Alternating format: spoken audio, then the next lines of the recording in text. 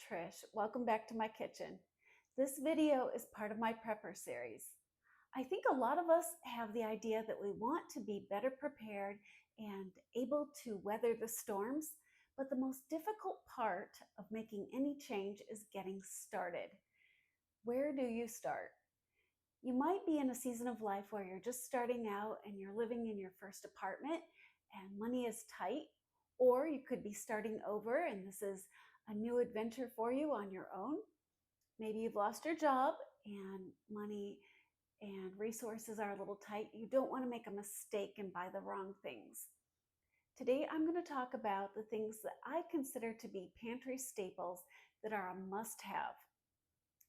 Throughout my life, I have kept these items on hand and then supplemented with other things that I'm able to afford as I can afford them. So today I'm going to talk about each of the things that I consider absolutely essential and discuss why I consider it essential and what I do with those things. The first staple that any of us are going to need is a bag of flour. Any flour will do, but my personal preference is King Arthur. I bake almost all of my own bread that our family eats, and I always have. This gives me a consistently good result. There's so much you can do with flour. If you need to make a birthday cake, if you need to make muffins, bread, bagels, pasta, everything in my kitchen pretty much starts with flour. You can use it to thicken gravy. Sometimes I use it in eggs if I'm going to bake them in a dish and I want to give it a little bit of loft and have it hold its shape. Flour is what I'm going to need. So this isn't expensive and it's absolutely critical. Next, I have rice. And it sounds a little bit trite to say that you need rice, especially when we talk about being poor and weathering the poverty storm. But rice is important to me. During times that we haven't had a lot of resources and maybe we were augmenting our groceries with things that we grew in our garden, this does a lot. I have made rice and mixed it with a little bit of sugar and cinnamon and milk, and it's a breakfast food.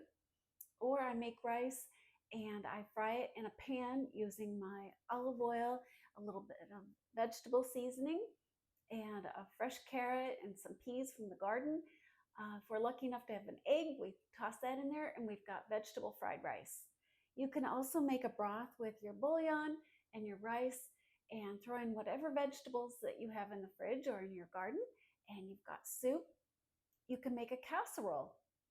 If you're going to splurge and use some cheese, a little bit of onion powder, any vegetable that you find in the fridge, you mix all that up, bake it in the oven, and you've got a hearty dinner for everybody. So rice is a really good staple that will take you a long ways toward feeding your family. I also keep diced tomatoes. I've actually been teased about this because downstairs in my company store, in my deep pantry, I have dozens and dozens of cans of diced tomatoes, but I use it in everything. I use this to make marinara sauce, to make pizza sauce. I use it to create soup. It can go in casseroles. It can season taco meat. You can make chili.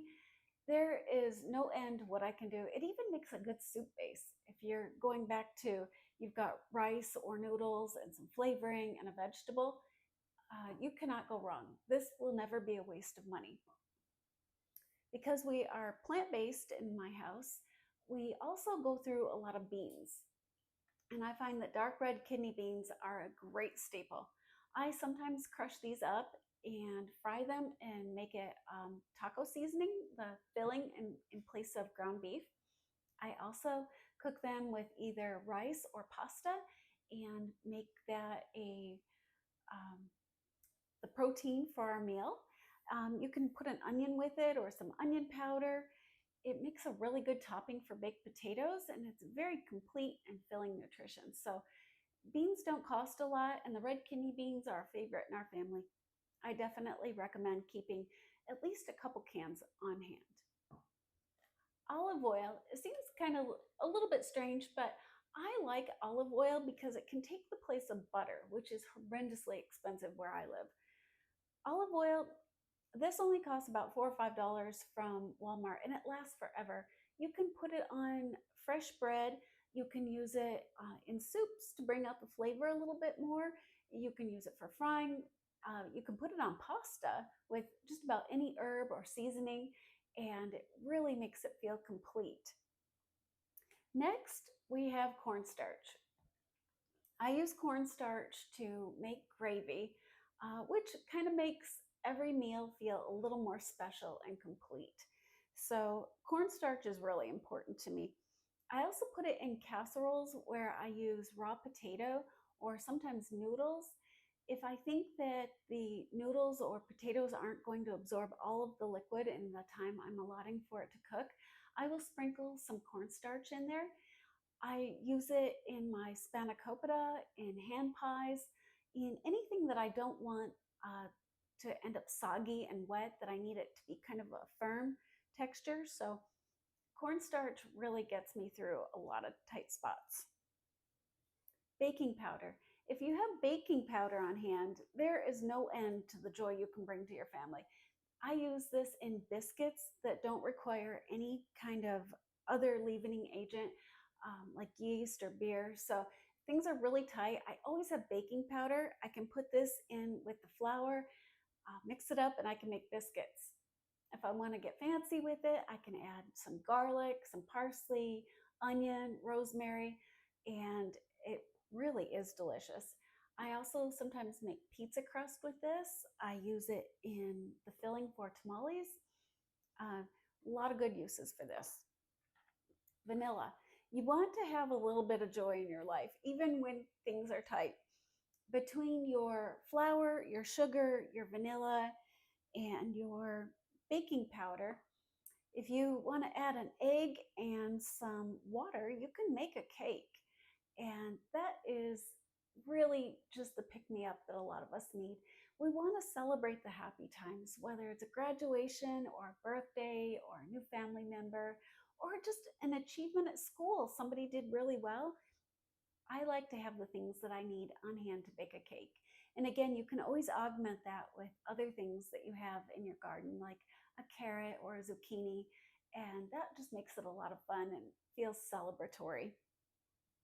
I keep brown sugar, or my version of it, Splenda, on hand because this is a really good way to sweeten coffee, any cakes, sometimes cereal. It just has a different flavor than the white sugar. Plus, if I want to make cookies, I've already got my flour, my white sugar, I've got baking powder, vanilla. So I keep some brown sugar. Of course, white sugar, I don't have to explain why we need that. I know it's not the best, but it is delicious, it is practical, and for me, I can put it into muffins, bread, cookies, any baked good that I'm making, or you can use it in your tea or your coffee. It's always good to have white sugar on hand. And finally, I have pasta. I tend to like these little mini shells. Again, I can make a casserole with that. I can make soup. There's a lot of possibilities, and I might only need one or two other ingredients. Um, when things are really tight for us and difficult, I can boil it up. I put a little bit of olive oil on it and some fresh garlic and maybe herbs out of the garden and some peas, and that is a complete meal for us. So you don't have to spend a fortune at the grocery store. If things are not the best for you economically, it is possible to stock up and have enough food to eat for a couple of weeks without spending more than $20 or so. I always keep these things on hand, and then I augment with spices, things I can grow in the garden or have on hand in my refrigerator, depending on what phase of life we're in. If we're eating eggs, or your family might eat meat, and there's all kinds of things that you can do with this. Make biscuits and make a gravy with meat or vegetables to put on top. This is a really good basic way to get started. If you have other items that you consider essential, let me know in the comments. I would love to hear what you're doing with them.